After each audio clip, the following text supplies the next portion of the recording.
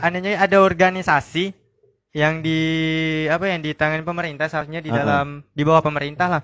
Organisasi yang berlandaskan seni dan budaya kayak gitu, kayak seni tari atau apa. Dan isinya mereka juga. Dan seharusnya mereka yang emang ada di dalam sana udah punya usia nih yang matang nih, seharusnya bisa mengasuh generasi untuk masuk ke dalam budaya kayak gitu, Bang. Dan ternyata di dalam itu tuh masih mereka dan mereka gitu. Berarti boleh dikatakan dilabeli seniman plat merah gitu. Iya kan?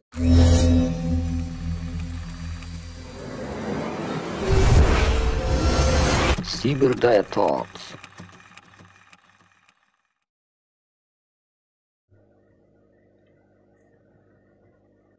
Assalamualaikum warahmatullahi wabarakatuh. Selamat malam, salam sejahtera dan salam sehat selalu, salam prokes COVID-19 para Cyberdaya Talks. Alhamdulillah kita bisa jumpa kembali di program rutin kita Selasa malam. Ngompor, ngobrol menurut porsi. Nah, ngobrol menurut porsi, apa-apa saja porsinya, satu porsi berapa gitu ya. Menu-menunya apa-apa saja. Nah, kita tak jauh bergeser dari literasi lah. Nah, yang di dalamnya ada sastra, ada bahasa, ya kan? Kemudian ada aksara dan macam-macam. Jadi seputaran literasi, bahkan Kompor tidak bisa memungkinkan untuk menggarap hal-hal yang dalam 16-17 sektor ekonomi kreatif. Nah, itu juga menjadi bahas ngobrol menurut porsi, nanti bidang-bidang subsektor atau sektor ekonomi kreatif apa-apa saja ya nanti bisa menjadi porsinya di ngompor. Itu sebagai informasi awal supaya kita tidak beranggapan bahwa yang namanya ngompor tuh kan Bang Jaka tidak hanya puisi, tidak hanya cerpen, tidak hanya tulis menulis, tidak hanya buku gitu kan. Nah, jadi tapi ada yang lain juga. Ada yang lain, cuma kan kita masih nyicil-nyicil. Ya. Nah, enggak kita hambur sekalian gitu ya. Biar penasaran terus ya. Ya baik, Cyberdaya Talks, terima kasih atas kesetiaan, atas selalu mantengin setiap Selasa malam bergulir dari pukul 0.20.00 sampai 60 lebih kurang lah 60 menit ke depan itu durasi kita ya. Nah, kalau udah malas berbusa-busa mulut kadang kurang dari 50-40 setengah jam tergantung enggak sih ya. Udah. Tapi kita udah rata-rata porsi lebih kurang 60 menit kurang gitu kan. Ya baik, tanpa berpanjang-panjang saya sudah mengambil porsi, saya sudah mungkin lebih gitu kan. Nanti ada Bang Jaka, ada tamu kita. Seperti biasa menurut tradisi ngompor bahwa setiap kawan ngobrol kita, gestar kita, tamu kita, narsum kita akan mengenalkan diri sendiri, sehingga dari itu kita bisa mengerti bagaimana yang akan kita bicarakan malam hari ini. Kalau tak salah kita ambil pemantiknya itu Riak Renjana, sebuah buku ya Bang ya. Sebuah buku. Nah, Riak Renjana, apa tuh Riak, apa tuh Renjana, Riak Renjana, apa benda dalam buku itu, buku apa, cerita apa, nanti kepada orangnya ya.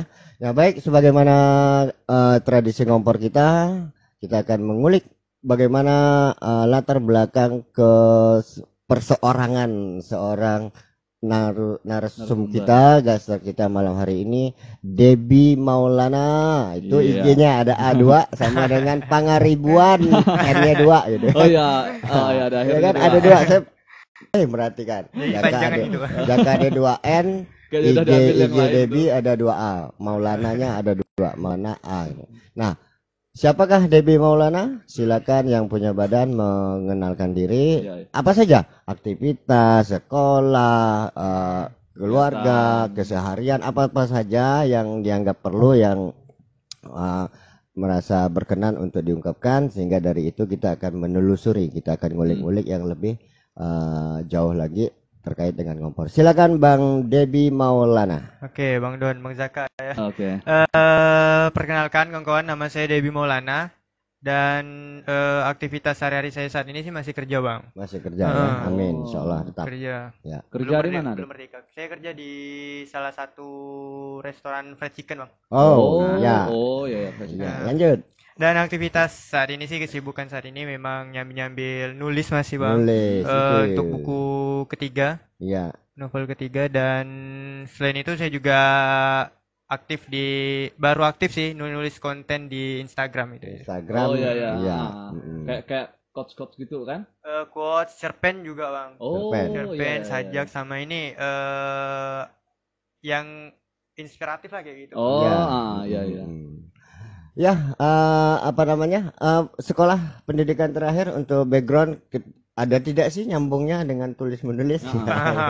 Itu tuh, Bang. Stucknya sampai di mana tuh sekolah itu? Saya sekolah tuh cuman sampai SMK tuh, Bang. Cuman sampai SMK. Dan lagi pula pas sekolah. SMK-nya SMK apa nih? Ada pilihan tuh spesialisasi perhotelan. Itu saya akuntansi. SMK berapa tuh? SMK saya Pancabakti Kuburaya, Bang. Pancabakti Kuburaya. Ke apa tadi itu? Akuntansi ya? Akuntansi, tapi kerjanya kuliner. Pokoknya tak nyambung lah. Lebih banyak tak nyambung, lebih bala. Karena apa? Tak ada sambungan akademis dengan jadi penulis atau seniman. Tidak ada kaitan tuh jenjang pendidikan. Makin tak nyambung, makin jaga sembung, makin bagus. Jadi begitu Cibor Daya Tokes. Sekilas nanti silakan ngulik-ngulik, mungkin ada di komen ya. Disilakan kita bisa respon di IG Live ya, jangan lupa Ciberdaya Tokes. Nah, selain Ciberdaya Talks ya, IG kita juga ada Ciberdaya. Nah, Ciberdaya beda dengan Ciberdaya Talks. Ciberdaya itu induknya, induknya Ciberdaya Talks. Nah, di bawah Ciberdaya Talks ada Ngompor, ada BTS, Beben True Story, ada posting, ada sisi lain, ada jumpa bercerita, macam-macam tuh. Nah, itu banyak segmennya ya dari Ciberdaya Talks. Maunya Bu Hera Yulita. Ciberdaya itu Bang Hatta Budi Kurniawan. Nah, jadi promo ya, sambil jalan, tak kenal maka tak sayang. Nah, tadi Bang Debi sekolahnya di akuntansi. Alur sekolah biasanya ke kerja gitu ya, dunia kerja ke kulineri lah ya, kuliner gitu ya. Masak enggak? Masak. Saya masak, Bang. Apa istilahnya, koki ke chef ke tukang masak ke apa, nanti kita bisa ngulik-ngulik, siapa tahu dari masak itu bisa jadi diksi. Cintamu yang kugoreng dengan campuran brokoli. Kan bisa jadi itu, jadi inspirasi sambil goreng buat nopol kan. Betul, Bang. Kemudian sehari-hari selain kerja dan selesai sekolah dan nulis itu apa lagi yang spesifik? Bisnis juga ya? Sambil lah ya, brand lokal gitu, Bang. Konten. Nah, jadi banyak hal. Jadi itu yang namanya kan SDM, sumber daya manusia, manusia yang berdaya. Ya kan? Tak bisa cuma satu aja atau tak bisa apa-apa. Ini satu orang, satu sumber, banyak kebisaannya. Nah, kita bicara Ngompor. Tadi sudah disebut novel ketiga akan jadi. Berarti 2 dan 1 itu novel semua. Yang pertama itu mini novel, Bang. Mini novel. Jadi udah nyampe novel. Yang kedua novel. Yang rencana ini yang keberapa? Yang kedua, Bang. Yang kedua. Ya udah berbentuk novel. Berarti semuanya novel gitu ya. Semua novel, bukan puisi, bukan cerpen. Nah, silakan setelah pengenalan ini Ciberdaya Tokes sudah menyiapkan diri, sudah siapkan kopi, gorengan dan sebagainya, siap bertanya, interaksi, disilakan di kolom komentar. Nah, sekarang porsinya Bang Jaka, barangkali apa yang menjadi kerisauan, kegelisahan Bang Jaka. Aku akan nanya ini nih. Silakan Bang Jaka. Ya, kita ngalir, dan jangan lupa Bang Debi kalau mau nanya kita pun boleh. Kita ngobrol soalnya kan. Nah, kita ini ngobrol ya. Silakan. Sebelum ini kita mungkin sapa dulu ya kali ya. Ini ada tiga. Oh, ada ya. Saya belum buka nih. Saya buka dong. Udah masuk, Bang. Ada Yaya Putra, ada Mida, mungkin kawan-kawan Debi kali ini. Iya. Ada berapa mungkin? Ada Nisa Yusuf, ada siapa lagi tuh? Kak Vivi Hinduan, Yeni, Iwan Farah, Agnes Krimar, siapa nih? Nih ya. Ya, terima kasih lah ya untuk teman-teman yang udah mau bergabung. Ya, silakan juga komentar Menyimak, ya, siapa tahu ada interaksi. Iya. Ya, silakan Bang Jaka.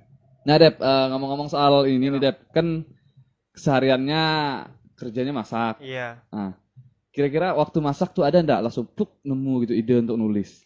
Kadang-kadang ada, Bang. Ada. Ada. Ada ya? Ada.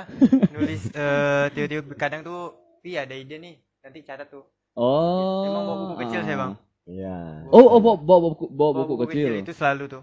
Nah, itu. Tapi emang suka nulis tuh dari apa sih mulainya tuh, Dep? Kok bisa ini sih atau Minat ya. minat dari Itu dari waktu sekolah, Bang. dari Dari ini sih bahas SMP awal kali. SD. SD mungkin bisa dikatakan, Bang. Oh. Dulu flashback ke SD pernah itu ikut kayak rumah singgah kayak gitu, Bang. Rumah singgah. Les kayak gitu di Kubaya di Petangkorau gitu, Bang. Ya, Jadi pernah baru-baru ini juga, Bang, nyadar, Bang. Pernah ditanya sama salah satu guru, dia tuh nanya, cita-citamu apa kayak gitu. Oh. Cita-citamu apa? Pakai bahasa Inggris. Kebetulan dia guru bahasa Inggris. Saya tuh main tebak-tebak, jawabnya writer. Dan saya tidak ngerti arti penulis itu apa, guys. Sekedar cuma suka nulis, cuma suka nyatat. Iya, Saya pikir arti penulis itu Bang. Belajar di situ. Dan alhamdulillah di waktu SD juga udah kenal sama dunia tulis menulis, itu berawal dari puisi tentang ayah, tentang ibu kayak gitu, Bang. Dan di pas event sekolah dipercaya buat bacain puisi kayak gitu. Puisi karya sendiri maksudnya. Karya sendiri. Ya. Berlanjut tuh sampai SMP. SMK udah enggak lagi tuh. Tulis menulis tuh udah pernah kenal juga. Udah sibuk-sibuk ngitung uang berarti. Uang ya tuh. Itu tahun 2014 tuh saya bergabung di stand up comedy, Bang. Oh, ada stand up juga. Open mic. Open mic. Jadi kenal dunia tulis menulis juga dari situ. Nah, karena tadi terakhir stand up comedy, kemudian Kuburaya, pasti kenal lah dengan Bang Iam ya. Bang Iam. Siapa yang tukang racun nih? Awal dulu tuh Bang Sukep?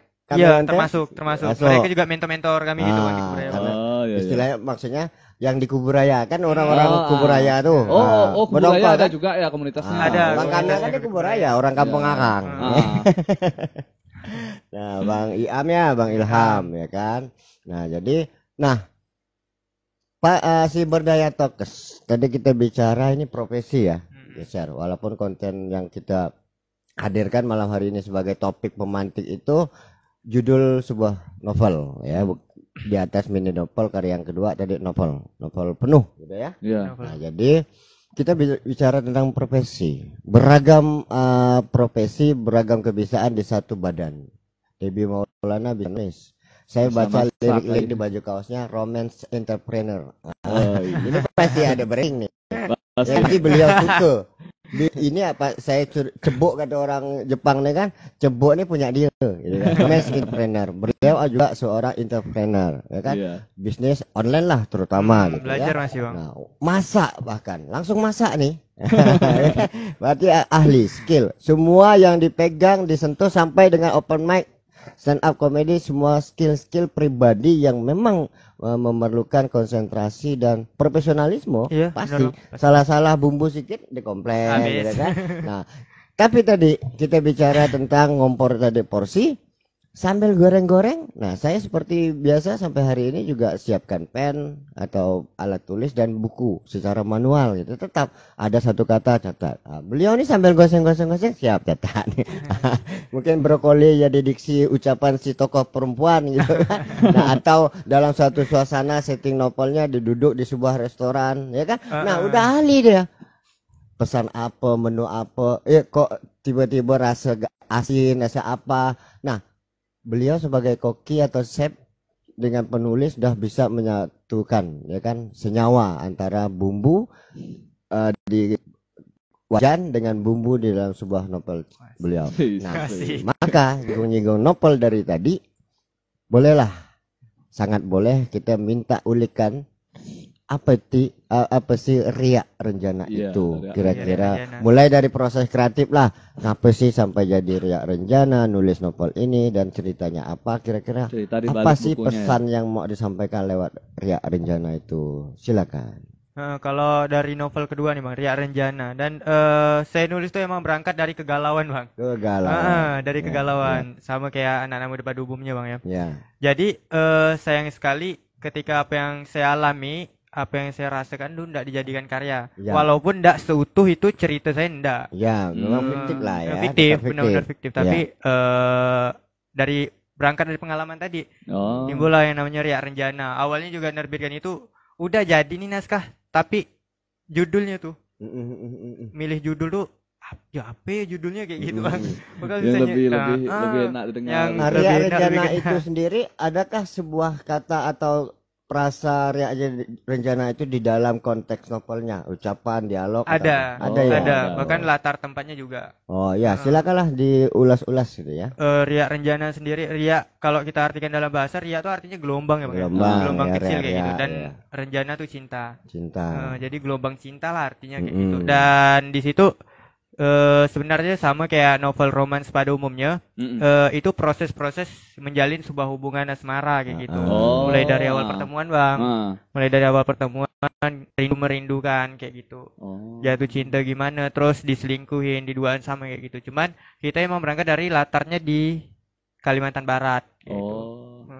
Berarti ada unsur-unsur tempat-tempat di tempat-tempat Kalimantan lokal ada. lokal. Tapi gini deh, tahun berapa kira-kira yang cetak? Tahun 2000, sebelum Covid itu 2019. Oh, baru berarti baru. 2019 lah ya, 2018 2019 iya, ya, baru. 2018 itu novel pertama, Kasih di Akhir Kisah tuh. Itu percetakan di Kalbar atau di mana? Kalbar Bang. Di mana tuh? Di Enggang Media. Enggang Media. Bang Pai. Kemarin orangnya kita culik. Tukang ulu udah kita culik. Iya, Riak Renjana. Romansa ya, romantis hubungan antara sepasang lah ya, sepasang. Nah, ngulik lagi kalau mengangkat riak ini gelombang, bisa jadi ada tadi gejolak-gejolak. Kira-kira apa saja sih yang membuat pembaca wajib baca nih gitu kan? Dari riak-riak, gelombang-gelombang, gejolak, konflik apa sih kira-kira yang bisa menjadi trigger bahwa pembaca layak. Penasaran aku nih. Coba ceritakan itu mungkin karena dekat sama teman-teman kali Bang. Mungkin juga bakal dirasakan sama orang-orang yang menjalin hubungan kayak gitu. Maka dari situ jadi daya tariknya itu di situ, pernah nih ngerasain kayak gini kayak gitu. Jadi mereka juga yang enggak ngerasakan pun setelah baca itu mungkin berarti aku enggak boleh kayak gini nih. Nanti sama dengan cerita kayak gini. Tujuannya sih itu cuman hiburan sebenarnya. Jadi ada memori kolektif lah. Artinya apa yang diungkapkan oleh Debbie dalam cerita Riak Renjana, dan walaupun itu bukan cerita pribadi personal oleh si penulis gitu kan, kadang kan fiktif ya kan. Tetapi kita pembaca kadang mengalami batin yang sama, emosi yang sama, memori yang sama gitu kan. Nah, bagaimana ceritanya kalau sebuah novel yang kita tulis tidak berangkat dari kesamaan memori, kenangan dan rasa yang sama itu, bagaimana sih upaya trik penulis itu yang tidak pernah ngalami, yang tidak tahu tentang apa itu ini, kira-kira apa upaya kita sebagai penulis supaya semua orang pengen baca, ya kan, walaupun yang tidak pernah sama pengalaman di novel itu gitu. Mungkin apa sih?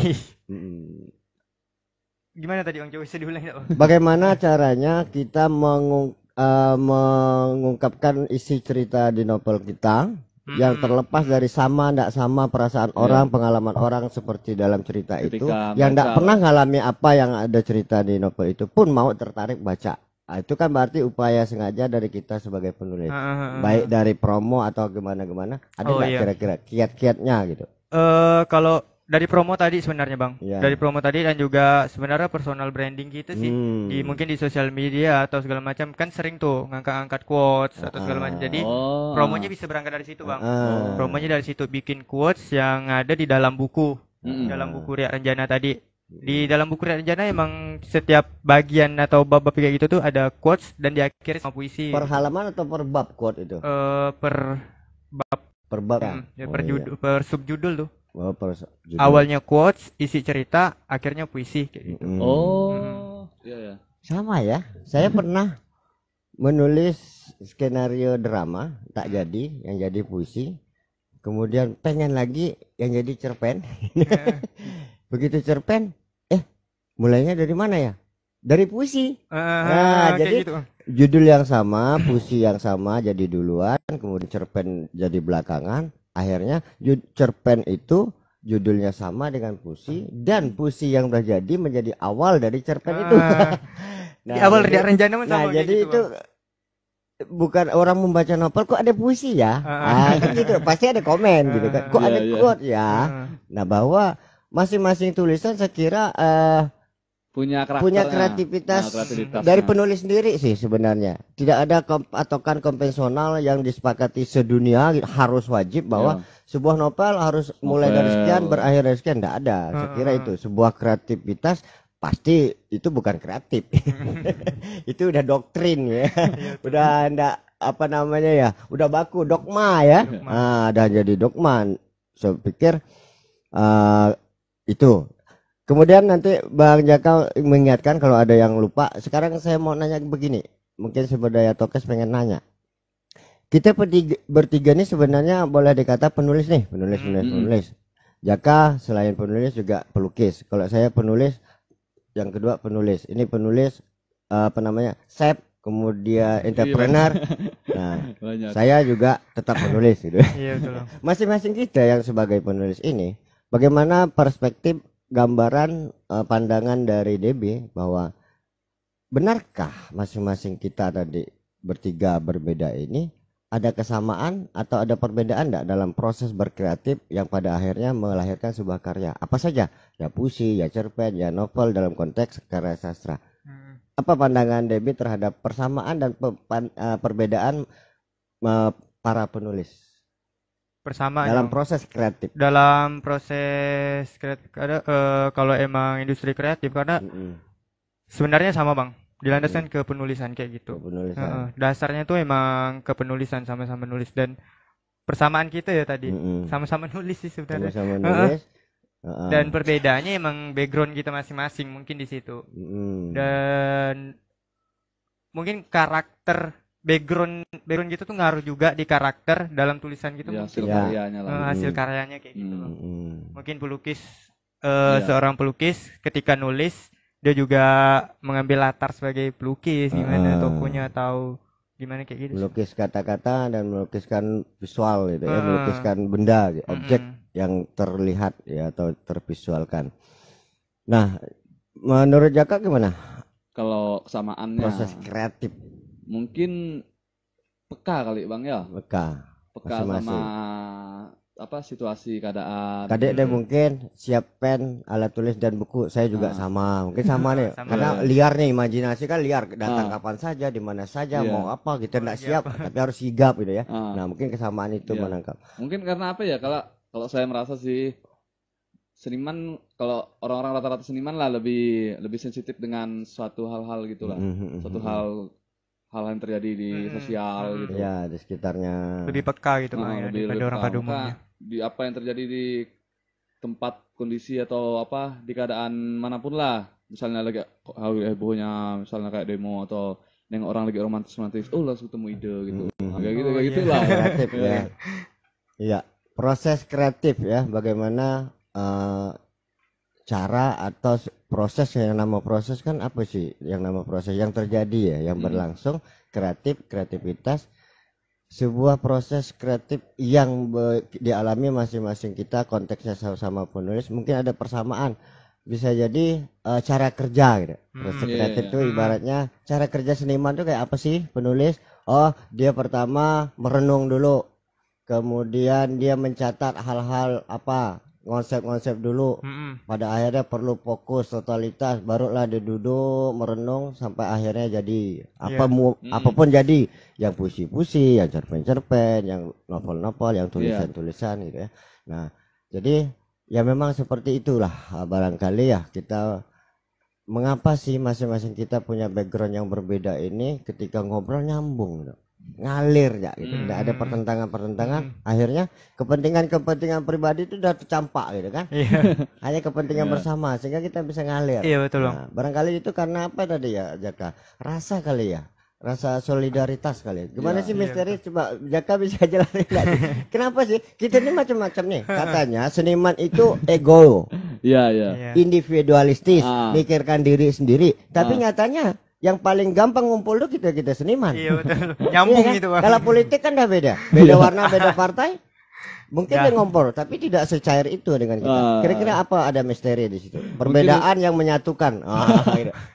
Mungkin kalau sama seniman kalau sama penggiat dunia kreatif ngomong tuh moodnya dapat kali Bang. Mungkin Rasa. moodnya, Feel-nya dapat rasanya, itu. feel-nya dapat. Rasa. Ketika ngomong sama orang yang beda pandangan atau mungkin di situ kalau bisa dikatakan kalau seniman tuh dikatakan egois atau apalah. Ketika berbicara dengan orang beda-beda pendapat itu agak susah gitu. Berani mengatakan tidak. Berani ini mengatakan beda tidak, ya. itu penting tuh, Bang. Aku Penting nggak setuju sekali. gini. Nah, jadi aneh juga ya Debbie. Mungkin nanti Debbie bisa ungkapkan fenomena dalam dunia kesenian dan bersinggungan dengan sosial gitu ya. Iya. Sisi lain dari homo socius ya kan, seniman sebagai manusia individualistik juga sebagai manusia sosial. Nah, sisi sosial seniman ini ketika diwujudkan dalam dunia nyata ini, pandangan Debbie gimana itu?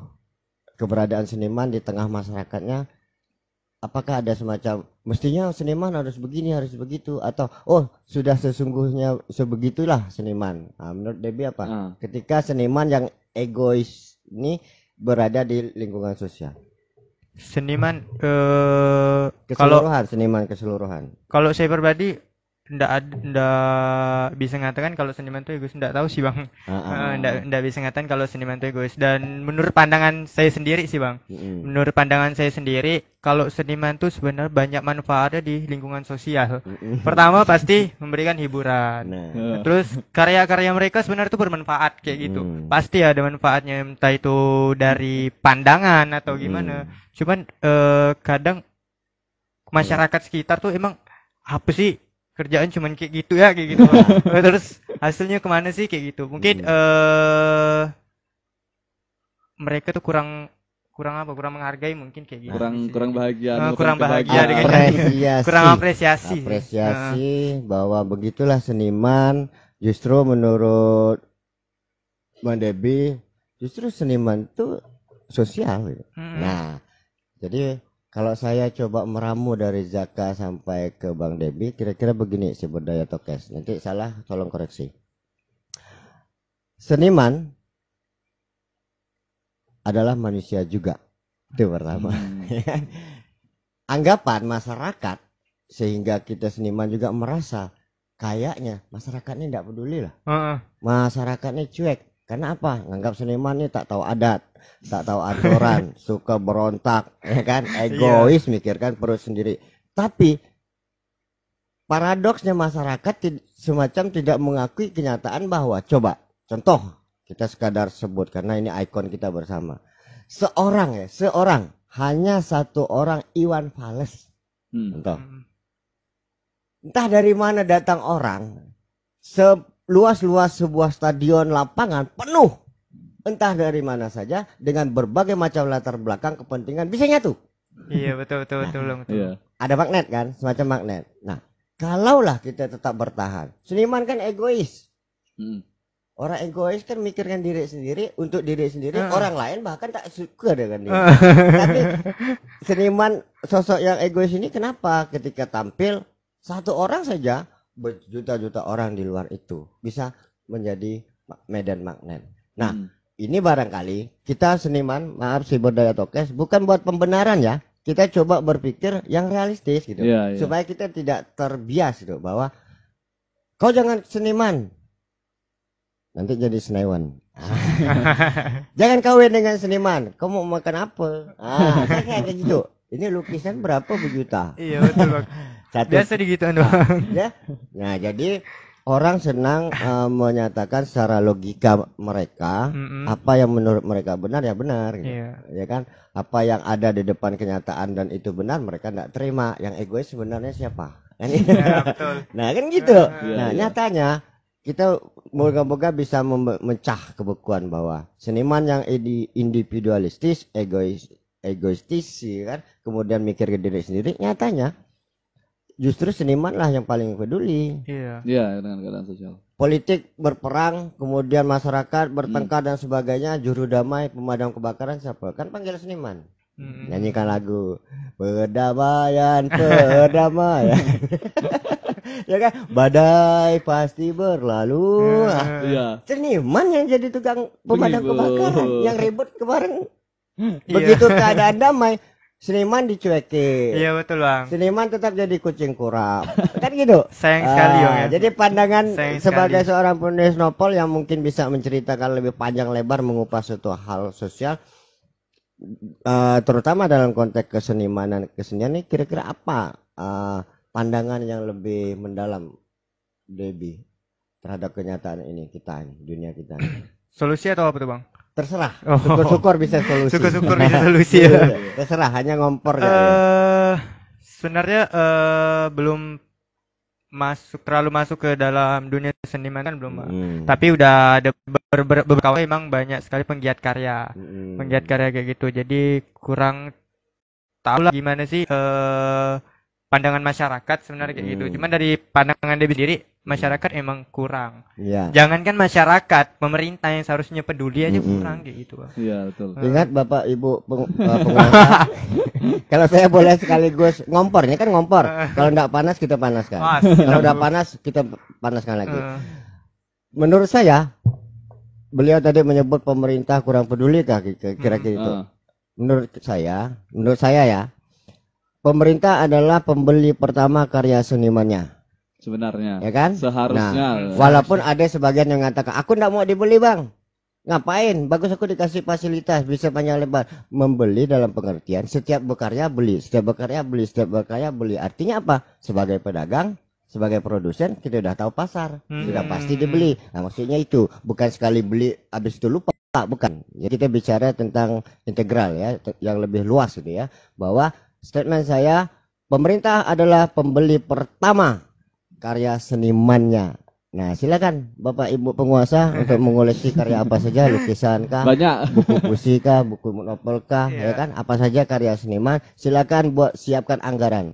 Nah, yang paling penting bagi saya supaya ada tidak bias apa yang dikatakan Debbie bagi saya, bahwa kalau tak salah dari mulai tingkat desa nih kan Bang Jaka, Debbie, ada yang namanya musrenbang, musyawarah perencanaan pembangunan, mulai di tingkat desa, kelurahan. Nah, saya kira sangat bijak ketika melibatkan pelaku seni budaya di tingkat itu bermusyawarah, sehingga kebijakan kepala desa, lurah, camat, bupati, wali kota, gubernur, presiden tentang seni budaya itu tidak jauh melenceng. Iya betul bang. Iya kan? Kadang program seni budaya tapi tidak menyentuh kepentingan seniman. Iya kan? Iya, setuju sekali Bahkan bang. ada proyek kesenian festival itu ini, seniman pun diajak jadi juri. Iya kan? Malah pegawai-pegawai yang tidak ngerti tentang seni main tunjuk-tunjuk jadi juri, ya kan? Nanti kalau udah jadi salah nilai dikomplain. Nah, ya bahkan jadi itu bang, bahkan anehnya ada organisasi yang yang ditangani pemerintah, seharusnya di bawah pemerintah lah. Organisasi yang berlandaskan seni dan budaya kayak gitu, kayak seni tari atau apa. Dan isinya mereka juga. Dan seharusnya mereka yang emang ada di dalam sana udah punya usia nih yang matang nih, seharusnya bisa mengasuh generasi untuk masuk ke dalam budaya kayak gitu bang.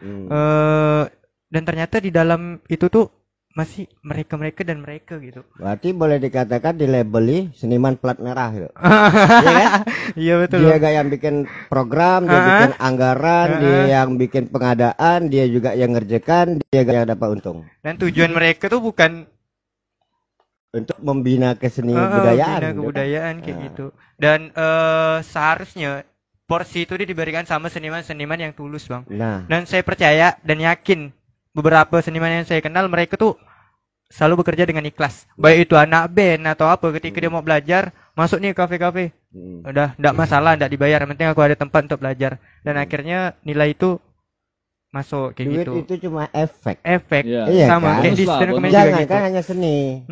Kalau kata orang tua, kalau ciku ini tak bergerak tak dapat duit, itu kan. Jangan bicara soal seni atau apalah, itu kan itu bicara. Tapi kata Debbie tadi kan, ikhlas itu bukan berarti sebuah produk karya seni tidak bisa Iya, dihargai, betul, tetap iya, dibeli pakai Tetap duit. dibeli. Jangan makasih ya, kau kan seniman ikhlas, nggak bisa, Nggak bisa, jangan nggak seperti bisa, Bang, itu nggak ya bisa. kan, jangan cari untung Iya, dengan iya. memanfaatkan begitu. Dan Jadi seniman ingat, nggak mungkin. tetap Seniman dibeli pakai duit.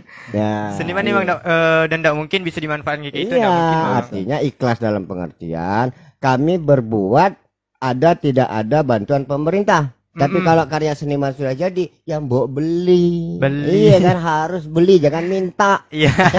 Pemerintah punya anggaran gitu ya. Nah, jadi ini sesuatu hal yang mulai kita panaskan. Ya kan, supaya ngompor. Hal-hal yang seperti ini, sisi-sisi lain, bukan Mbak Pipi ya, bukan sisi lain Mbak Pipi ya. Sisi lain dari perspektif orang memandang seniman. Seniman tuh kalau udah dipuji karya dia udah puas dah. Ya, udah. Tadi saya udah ngomong, seniman juga punya perutnya diisi nasi, bukan diisi lukisan. Nggak kenyang dengan puisi gitu ya, tapi kenyang dengan nasi, ya kan. Nah, apapun yang bisa dimakan untuk menghilangkan lapar dan itu perlu duit. Ya, jadi inilah perspektif kita di Ngompor, Bang Debi. Kita buku novel tadi cuma trigger lah ya, trigger. Tapi kita bicara apa saja, ngobrol menurut porsi. Nah, kita sangat sah untuk menyatakan kalau seniman tidak dipedulikan, tidak diperhatikan baik oleh masyarakat ataupun oleh pemerintah. Tapi Bang, karena kan abang yang paling inilah. Tidak ada senior junior ya. paling paham lah gitu, paling Walaupun paham. ente baru, jangan harap Iya. kita nolkan dia. Iya kan, nggak boleh, jangan harap ya kan. Nah, ini Bang, nggak boleh. enggak sekala Dia ininya lebih Bang, dari kita. karena digelut kesenian lah sebelum kami masuk ke ranah. Tahu duluan lah. Tahu duluan Kalau lah. dulu. Pandangan dari pihak pemerintah memantau seniman-seniman Kalbar sebelum abang waktu abang masih muda-muda seumuran kita gitulah. Apakah emang ada pergerakan emang kayak gini terus gitu Bang? Nah, dinamakan itu karena ada namanya politik seni, politik budaya, dan politik negara, ya kan? Seni dan budaya juga punya politik, ya kan? Kalau tidak punya politik, tidak punya manajemen, seniman kalut sendiri. Karena seniman kan berangkat dari otodidak. Iya betul. Seniman lahir dan pensiun bukan karena SK pengangkatan dan SK pensiun, ya kan? Nah, jadi analogi itu menyebabkan saya pada saat muda dulu, ya, menang saya kan pernah muda, ya. Seumuran DB Jaka itu, sampai hari ini saya cuma bilang, kok enggak berubah sih? Asli. Iya Bang. Karena apa? Yang dinamakan pemerintah kan birokratis. Apa yang sudah dikerjakan kemarin diikuti, diulangi sampai kapanpun pemerintah itu berjalan, kecuali ada perbedaan visi dari calon-calon kepala pemimpin. Iya, Ada betul, perubahan. betul. Itu pun esensinya tetap sama dalam konteks seni budaya. Kota Pontianak, saya bilang, Kota Pontianak ya, bukan Kalimantan Barat. Tidak ada gedung kesenian. Tuh kasus.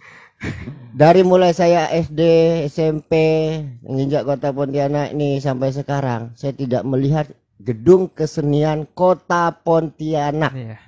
Orang selalu menyebut itu ada taman budaya, Itu taman kan budaya Kalbar. milik provinsi. Dan taman budaya pun sudah layak diperhatikan, diperbaiki. Kasihan kawan-kawan pelaku seni budaya di taman budaya. Hancur Sedih, Mau sedih, lebih. asli sedih. Taman budaya itu saya ibaratkan sumur, sementara seniman di taman budaya itu ikan paus. Jadi kalau ikan paus lama-lama di sumur jadi ikan gabus. Bagus seniman-seniman taman budaya itu keluar gitu. Jadi supaya membesar. Kasihan gitu kan. Nah, seniman Kalbar jangan dianggap remeh. Luar biasa semua dari segi kualitas. Tingkat pemerintah, ayo kita bagi peran. Berikan mereka porsi yang sesuai. Seniman-seniman besar berikan kapasitas yang besar. Gedung kesenian diadakan untuk Kota Pontianak tidak ada. Sebuah kota katanya dagang dan jasa. Tidak ada gedung kesenian. Kota Pontianak yang representatif, ya kan? Nah, yang berskala nasional minimal, apalagi bagusnya skala internasional. Itu gedung kesenian. Saya menjawab pertanyaan Jaka lewat pengalaman. Sampai hari ini dari SD saya di Pontianak sampai sekarang saya tidak menyaksikan adanya gedung kesenian Kota Pontianak sebagai ibu kota provinsi. Yang di provinsi juga pun antara ada dan tiada ngurus budaya. Senimannya telantar, banyak bawa nama Kalbar di luar, di nasional, di luar negeri. betul. Balik ke kampung tetap jadi kucing kurap. Asli. Tidak dipedulikan. Nih kan? Jadi itu. Nah, kami dari jajaran penulis gitu kan, apapun kebiasaannya hanya bisa ngurut dada. Hanya tetap berkarya. Sak bodoh lah bantuan pemerintah. Nah, makanya yang nama bantuan pemerintah itu salah diksi, saya pikir. Itu sebenarnya hak seniman. Hak seniman. Seniman tidak boleh meminta bantuan pada pemerintah, tapi menuntut. Karena ada hak kita di situ lewat anggaran-anggaran dan program-program yang bertebaran. Dan sayang tidak semua kawan kita pelaku seni yang otodidak sendirian ini tahu bahwa di kantor ini, dinas ini ada anggaran ini, anggaran itu. Iya kan? Iya. Serius.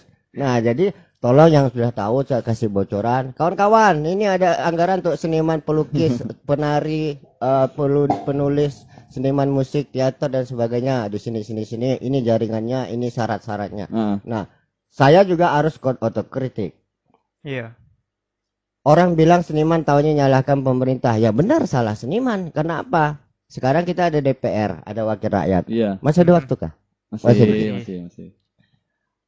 Di DPR tuh ada komisi tertentu seni budaya misalnya ya, fraksi atau komisi. Salah seniman juga yang tidak sowan ke DPR sebagai wakil rakyat, ngomonglah ke sana ke dewan. Pak Dewan, Pak Wakil Rakyat, kami seniman butuh ini, perlu ini. Tertulis ya. Iya. Jangan kasihkan ngomong. Iya. Nanti kita asik ngomong tanpa data. Begitu kita pulang, orang-orang sekomisi itu tadi dia ngomong apa? Biasakan tradisi menulis 1 poin pun. Iya, Seniman Pontianak, seniman Kalbar menuntut gedung kesian. Titik, deng. Wah. Ngobrol panjang lebar 2-3 jam ke apa? Nah, Pak tolong ini. Setelah itu kawal. Jadi begitu kita pulang, seniman bubar, para dewan itu wakil rakyat baca tulisan kita. Seniman Kalbar perlu gedung kesenian di kota Pontianak. Udah itu, mereka bisa kompromi. Kita tinggal saling konfirmasi. Saya pikir itu. Jadi otokritik juga.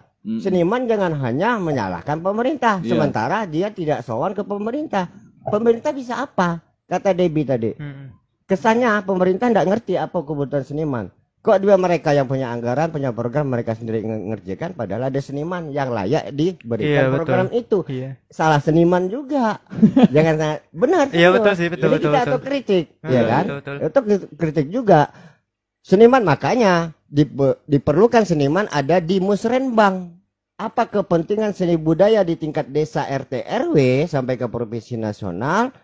Itu sudah dimusyawarahkan di tingkat musrenbang itu. Jadi program kerja keluar tahunan akan tahu RT ini, RW ini, kampung ini akan ada festival seni ini, hadrah, syair apa. Udah terprogram karena digodok bersama seni budayawan di tingkat itu.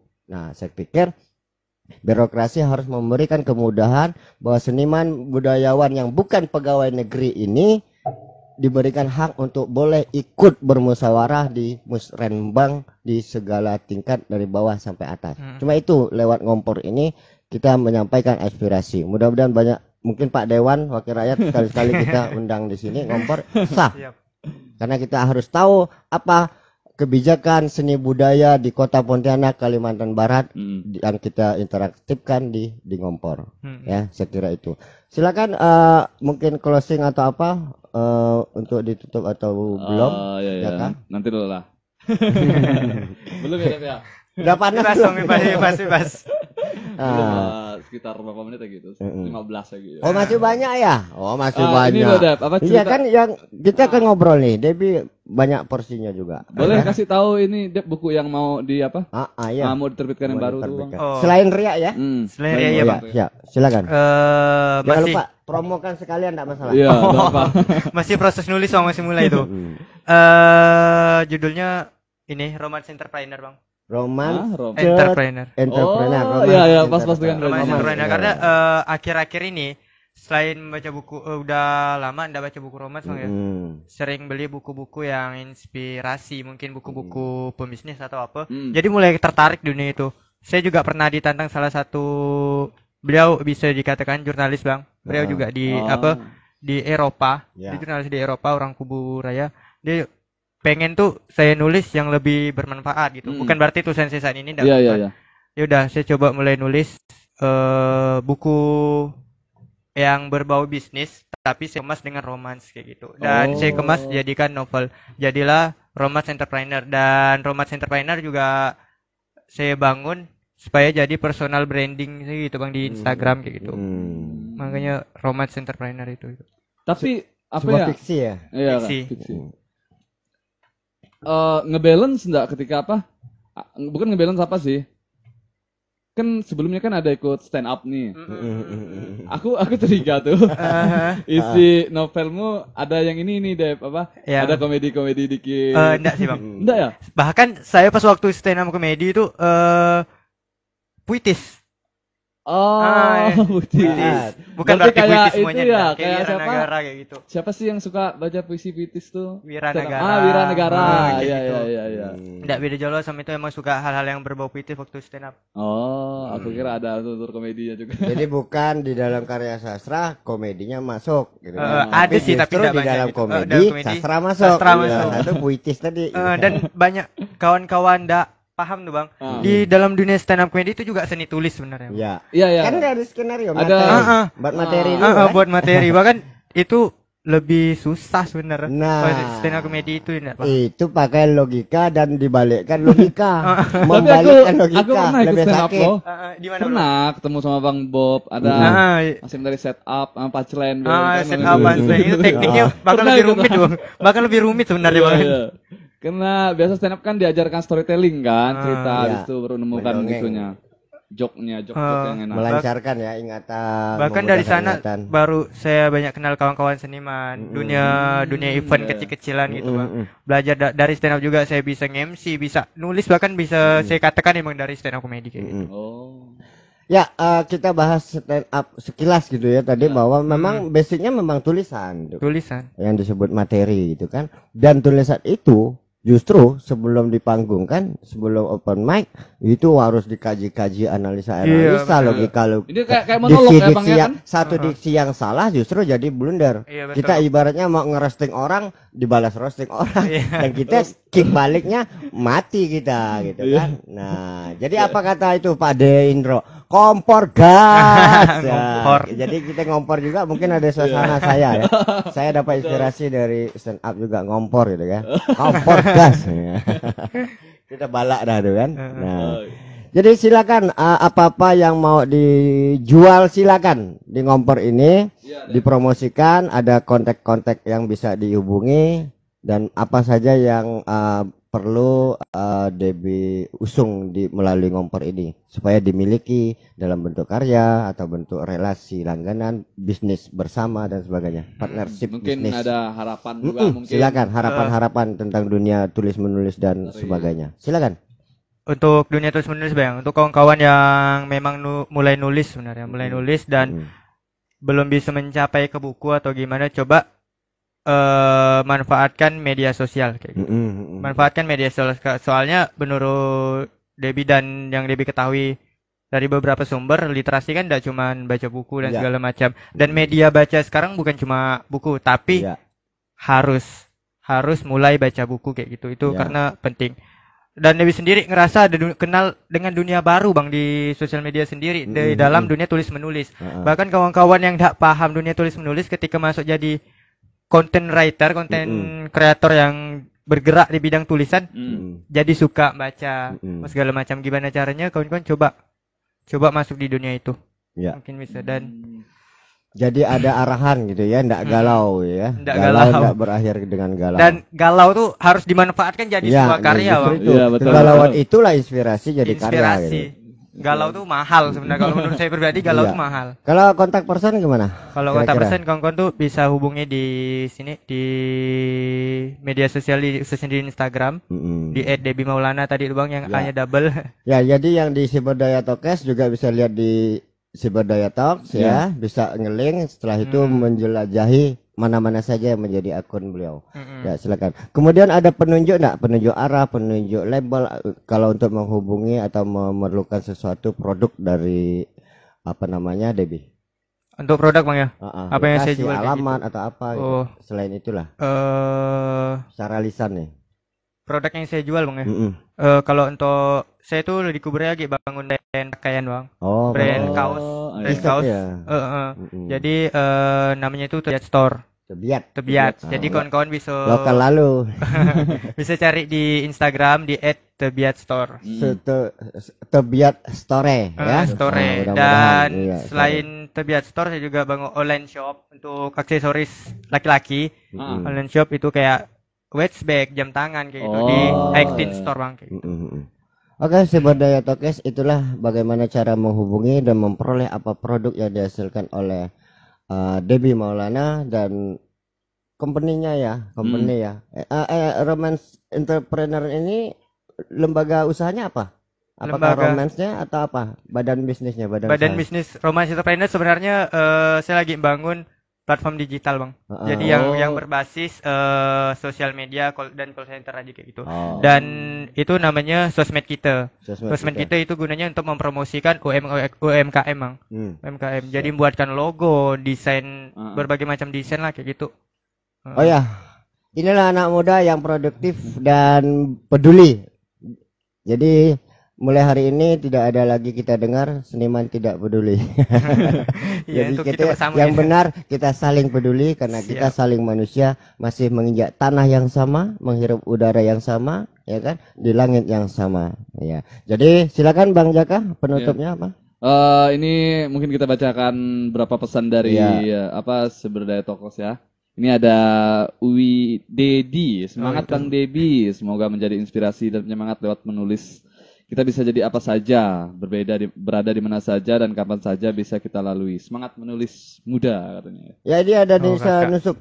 Nisa Yusuf tips. Bang Debi, gimana cara bisa fokus menulis sambil kerja? Ya. Oh iya, fokus menulis sambil Itu kerja. penting Sebenarnya tuh. kawan-kawan tuh hanya perlu target. Ya. Hanya perlu target. Apa sih target kawan-kawan nulis itu apa? Tujuan kawan-kawan nulis apa? Atau emang sekedar pengen atau ada target lain supaya bermanfaat? Kok saya sendiri kan supaya bermanfaat orang banyak terus karya saya abadi kayak gitu ya sih bang. Dan kalau ketika kita punya target, kita bakal sungguh-sungguh ngerjain walaupun kita kerja, sekolah atau apa. Berapa sih kerja cuma 8 jam kayak gitu. Dan waktu itu masih panjang, masih bisa kayak gitu. Bisa Ya itu. dimanfaatkan. Jadi yang katanya seniman tidak punya tata cara atau punya adab dan sebagainya, ternyata seniman itu adalah figur yang paling disiplin dan paling harus mengerti manajemen. Kalau berantakan selesai, ya kan? Jadi seniman itu bukan hanya penulis. Bayangkan seorang dirijen dengan partitur yang salah komando bisa berderai satu orkestra itu kan. Nah, itulah membuktikan bahwa seniman harus super disiplin, mengerti manajemen organisasi dan menguasai dan mengendalikan orang banyak yang beragam masing-masing pikirannya itu. Nah, seniman adalah makhluk yang luar biasa, yang lebih luar biasa adalah masyarakat dan negara yang peduli dengan seniman. Betul. Saya kira Siberdaya Tokes kita akan terus kompor dengan narasumber yang tetap panas dan makin panas. Dan kami akhiri. Terima kasih. Wabillahi taufiq wal hidayah. Wassalamualaikum warahmatullahi wabarakatuh. Selamat malam. Salam sehat selalu. Prokes COVID-19 dan salam kompor panas selalu. Terima kasih.